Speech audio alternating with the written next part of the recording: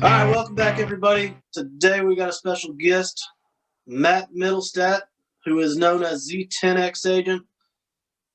How's Matt, it going, welcome. Josh? Hey, man, thanks so much for having me on your show and your channel. I've loved watching the content that you're putting out. I think it's very amazing to be able to give that education out there to the people that are, looking to move here to Austin, Texas, one of the greatest places to live. It's kind of a kept secret. For the few of us that have been here forever. Yeah, exactly. So today I wanted to jump on and talk about, as we're seeing interest rates rise, what is that going to do in this Austin market? Yeah, absolutely. So, the funny thing is, Josh, I was reading a post that I saw, and my dad always tells me stories of, back when he bought his first house in, or one of his houses in Cedar Park, Texas, but really the house I grew up in. He bought it like in 1989, and he bought it for like $89,000. Okay, and it's just crazy how much values have gone up. But he told me he got a good interest rate with good credit back then, was somewhere like around like 12 or 13%. And so I saw this little graph, and it said that interest rates in the 70s, on average interest rate was a good interest rate, like top notch interest rate with good credit, was somewhere around 8.86. In the 80s, it was 12.70. So that was close to what my dad was saying. And then in the 90s, when we were growing up as kids, it was 8.12. And then when I got in the business in 2003, so in the 2000s, a good interest rate was about 6.29%. And then in the tens, 2010 and above, till we got to 20, interest rates were at 4.09. And then today, okay, when I bought my house, I was at a 4.25. I mean, today they're in the twos, and right now they're at 2.97. I've seen them as low as like 2.1, 2.2, but now they're starting to rise a little bit, okay? And that's a good thing that our market has been strong, but that just means that the market is going to be getting even stronger if they're going to keep, raising those interest rates up. Sure. So what do you think it's going to do in terms with the lack of inventory? A lot of investors coming in from out of state, looking at scooping these things up with the interest rates low. Is that going to slow it down some if interest rates pop up a little bit? So, Josh, I've been doing this for about 17 years, some type of real estate, and I'll tell you what I think. I don't have a crystal ball. None of this information that I'm going to give you is, like I can predict the future, right? But what I can tell you is what I think is going to happen. And here's what I think is going to happen is I think that right now, the reason it's so crazy out there right now, there's a couple things. Number one, the low inventory. And the low inventory was caused by two things, in my opinion. And the first thing is when COVID hit, the sellers just didn't. Some of the sellers decided not to list. But when COVID hit, they dropped the interest rates so that actually buyers would get out and buy, right? Sure. And so you had all these buyers going out and buying. You had these sellers holding on, and so it created low inventory and created these high prices. And now there's so low inventory that's what's going to happen is when these interest rates start to creep up, what I think is going to happen is, Josh, those buyers that were just rushing, like those investors and things like that, just buying up properties, because basically where the interest rates are at, Josh, that's free money they're giving away basically to borrow Absolutely. again. So with that, I think that it might level us off. We're in a hot enough area with all the companies coming from Silicon Valley and Apple, and you've got Tesla and you've got Oracle.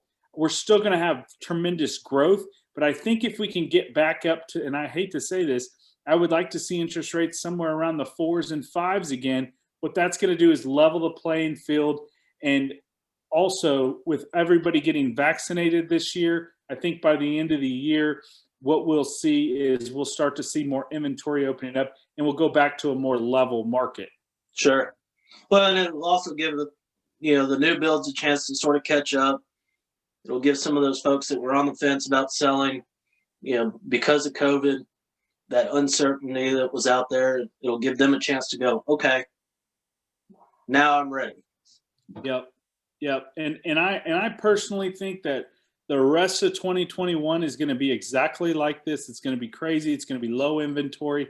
And then what I think is going to happen is in 2022, the builders will be caught up. Okay. And I think, like I said, it'll be leveled out. And then I think we'll go back into a more level playing field in 2022. Yeah. Yeah. It's definitely a crazy market out there. You know, for first time home buyers, it can be frustrating. Shoot, for any buyer, it can be frustrating when you're wanting to get into that house. I know I've talked to several of my customers that, you know, are scared to death to go out there and even put an offer in because, you know, what do they do price wise? Where do I go in at? Yeah, and here's where we go back to having a good agent that can actually look at all the analytics of, you know, different ways to actually win an offer. And with somebody like you, that's a great real estate agent by their side, they're going to have the best chance to win that offer. And one of the things I noticed that you do out there, Josh, you know, especially giving all this information to the public, is, you know, you're willing to, you know, go 6 or 7 times until you find that house and get that house under contract. And it's also kind of guiding the customer, hey, it's going to be okay. Just hang in there with me. We're going to find the right house and we're going to win the right house. You know, it's the ones that quit, the real estate agents that quit on you. Those are the ones you don't want to be in front of. Well, that's exactly right. I mean, that's the conversation I had with a new customer of mine today was, look, it may take us a couple offers to get into that house. I said, but just take it as that wasn't the right house. One will pop up that works, that everything lines up, makes that deal work, and gets you into that home that you've been looking for. Yep, 100%, 100%. So I think, you know, with the slight increase in these interest rates, and you know, it'll slow down the market just enough, I think, to keep some of the investors out. It'll let the people that are looking to move out of an apartment or, you know, out of that first time home buyer house that they bought 5-10 years ago, gives them an opportunity to get out there, have a little cash in their pocket, and come in on a strong offer. Yep. And here's the thing for the first time home buyers is when those interest rates start to go up, okay, there's going to be some more of those programs for first time home buyers that were more available before the rates dropped. And so that's going to help out those first time home buyers as well. But the reality is, hey, you got nothing to lose if you get out there and try. But if you don't get out there and try and you stay in that apartment and you stay paying that rent, then all you're doing is failing because you're flushing that money down the toilet every month.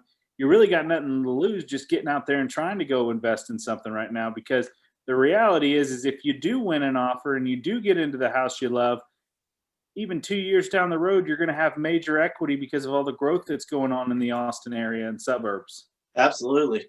Yeah. And I think that's a great thing with Austin is that, you know, down that 35 corridor, it's just expanded. You know, look at Kyle Buda, where you're at 5 years ago, you know, home prices were, you know, low twos. Yeah, when I moved to Kyle and Buda, I live in Buda now, but I moved to Kyle from North Austin about 7-8 years ago. And when I was looking at house prices out there, you could buy a good house, Josh, for $150. I mean, not $150, but 100. Sold. Yeah, sold. No, you could buy it for $150,000, and that was a good starter home. You know, Yeah. You can't touch that price now. And I'm telling you, listen, I grew up in North Austin. I saw the way that grows. Everything's growing around. I mean, Josh, think about this little town called Gerald, Texas. Okay, it's even growing to the north. You know, so you're going to have all these little towns all the way. I believe over time, all the way to Waco in the north, all the way to San Antonio in the south. Wherever there is land, there will be homes in the future. Well, that's exactly right. I mean, take Tesla, you know, building off of 130 way out in the middle of nowhere, but that leaves Manor and Elgin that, you know, have plenty of property to start building. Yep. And you know what's funny is I remember years ago when they started building that toll road, and they're like, nobody's going to use that. We'll just use 35. Nobody's going to use, that's a waste of our tax dollars building that toll road that goes all the way around. And guess what? Now they've built, it's starting to fill up. They're building Tesla. They built out the, what is that? The Grand Prix, or what is it? The Circuit of America's out there. Yeah. You know, it's gonna explode. So if you're a buyer out there looking to buy, okay, this is the perfect opportunity to do it because of the growth. Like you're going to get equity no matter what. So perfect. Well, you heard it from Matt himself, the 10X Realtor. Appreciate your time, man. Not a problem, Josh. And if I have to do another one of these videos with you, I'm going to make you get my tattoo, okay? The 10X tattoo. All right, there you go. All right. Well, thanks, man. You have a great day, and we'll talk soon, brother. Always good talking to you. All right, man. All right.